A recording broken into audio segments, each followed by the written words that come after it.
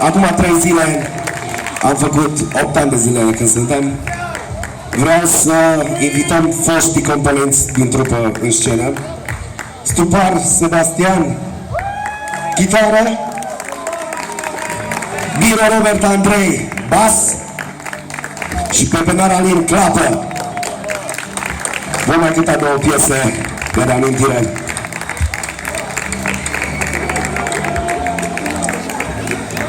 Tu mai târziu. Se numește Fata.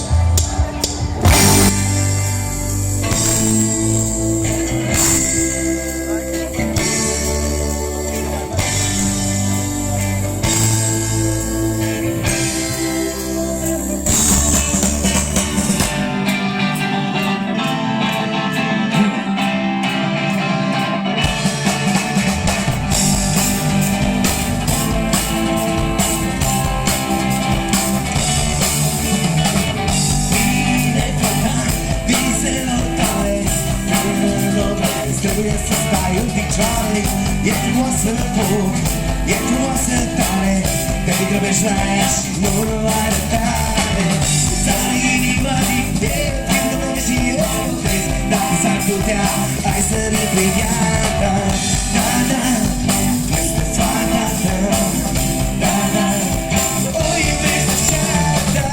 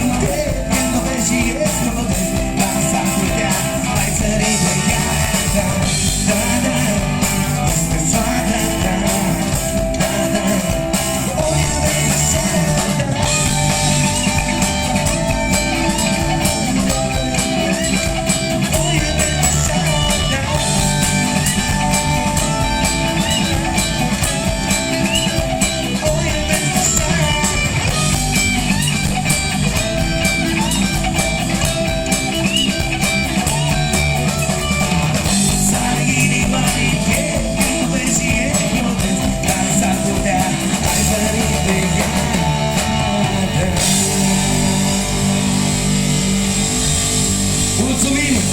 Ni s-a făcut semn că timpul s-a scurs. Vă dorim o noapte cât mai plăcută, alături de Direcția 5. La revedere!